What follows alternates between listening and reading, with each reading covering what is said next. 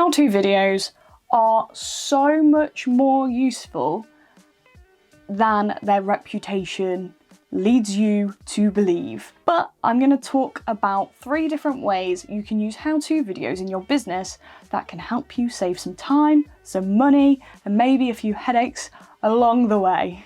And believe it or not, how-to videos are actually one of the easiest pieces of video content you can make, as usually your process is already all laid out. You then just have to turn each of those steps into a shot list, which you can do with your video producer, video company, or just yourself. And from there, those steps, you just put them all in, 1, 2, 3, 4, maybe add some graphics, maybe not, maybe a voiceover, but you don't have to. And then you've converted those step-by-step processes into a whole new format for a whole new audience. And isn't that exciting? Number 1 is the most obvious. Having a video for your customers to find for setup, installation, general how to use said product or service. This is the most common way to use a how-to video. It's a great way to answer any questions before your customer even has to reach out to ask you. And if in your sales process, one way or another, whether through an email, a confirmation, or on the actual packaging, you can provide a link or a QR code for them to give a scan, click, to that video before they have to be like, I need help. You will make their lives so much easier. So much easier, which is what you want. They don't want to have frustrations, and you don't want to give them frustrations. So if you can mitigate that before it arrives, everyone's going to be a much happier bunny. And having those already prepared and ready and in a good quality, and they're made well and they're easy to view and they're really easy to understand, or you will be perceived to be a more reliable company as well. The second way is what I like to call setting expectations, and these, you might not necessarily package these as a how-to, but I think these are still kind of in that realm. They're kind of a bit of a smorgasbord of like how to, and not really promo, but like showing. It's a kind of a show and tell as well. So again, these do show the process of like the project or the route or whatever to your client. So my example for this is, say you're running an event and you know that you have a large neurodivergent community and you want to provide a quiet place for them to go. After a few hours they've been at this event, they might need to like go and decompress. You also know that neurodivergent people don't necessarily like to talk to strangers and they don't like to interrupt other people working.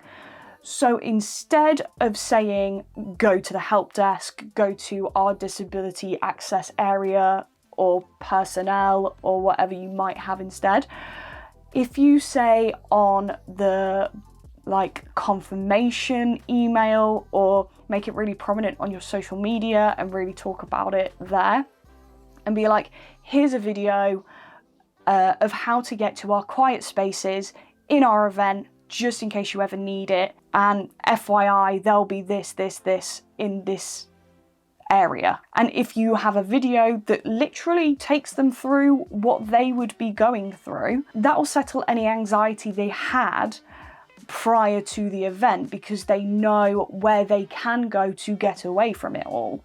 And I believe setting expectations and reducing anxiety for people who don't really know what they're getting into makes everyone's experience of events or projects or whatever else it may be a lot better, and it's so much easier to digest. And this is great for people who are neurodivergent, particularly me, because I hate the unknown, but I think it also works on a mass scale as well. Everyone would appreciate knowing where the toilets are, because half the time I can't read an event map. I don't know which way's which.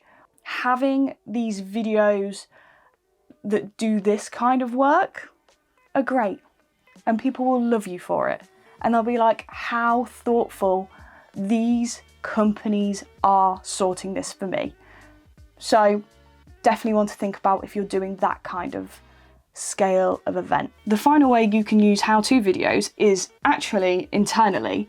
You can make this content to make onboarding new employees easier. It can help current employees remember steps for maybe tasks they don't do regularly. And it's also just a great way for people to check in and just, you know, they don't have to pester other people to do the work they need to do.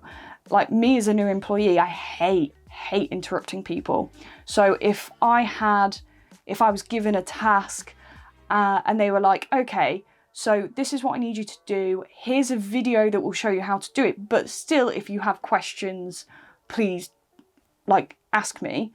I would do so much better in that environment than here's your task. Here's a 90-page booklet that has everything in it.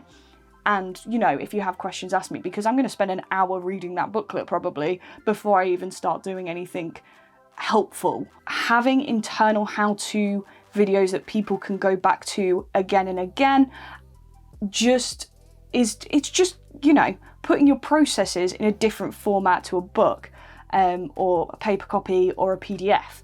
And it makes it a lot more accessible to more people, particularly if you have someone who does that process day in and day out and they write it down. Sometimes they might miss a step that they do automatically.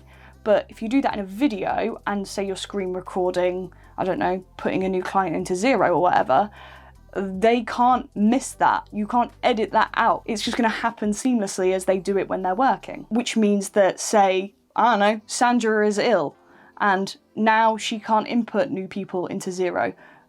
Bill can take that up, look at the video process, the how-to on how to do that, and see step by step how she goes about it to make sure it's all seamless for when she comes back.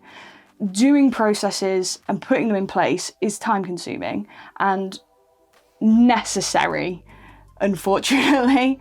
So doing it in a different format to paper or PDF can just make it a bit more, well, at least for me, it's a bit more easy to digest, and I'm much more likely to be able to go and flick back to very specific points in that video that I need for whatever questions I might have. And again, it reduces anxiety, it can make everyone a bit more comfortable, and it means that people who are covering someone else's job have an easier time getting to grips with what they need to do for whatever task they're tackling. Saying that, these also shouldn't take the place of mentoring and one-to-ones within the business, obviously. That all still needs to happen. How-to videos aren't really popular, and I get why, because they're very much thankless videos. The return you're going to see isn't monetary really, if at all, unless you get lucky, stick it on YouTube,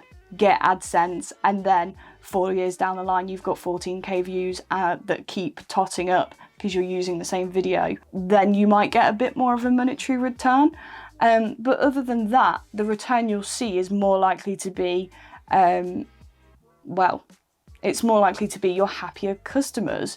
You might see better reviews because any frustration they might have had setting whatever up doesn't happen. They've already had their questions answered. They didn't even know that they were going to get stuck at a certain point because they were following the video, and therefore where they would have normally got stuck, they didn't. So any negative thing that could have happened didn't, because you'd already organised a way to get around that.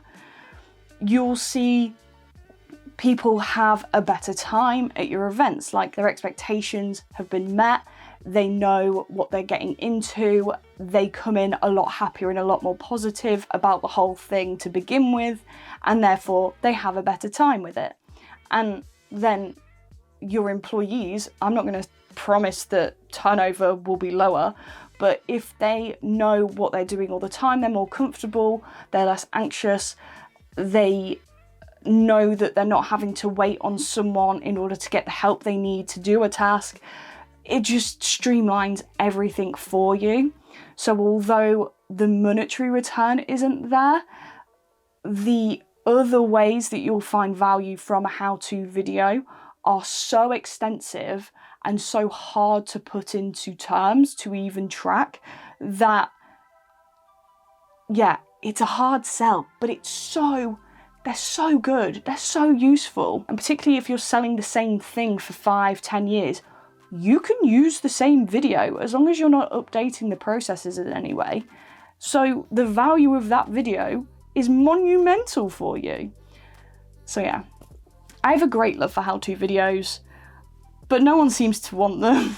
So this is my call out to anyone who may want a how-to video, that I want to make your how-to video because I just think they're cracking. I love them. They're so good. I should make some for me so that I remember everything. But yeah, if you want to talk how-to videos, you can drop me a DM or a comment and we can jump on a call and talk about how they could fit into your business and make your life a little bit easier, because I'm sure they would. I hope they would, if you do them right. But we'll see.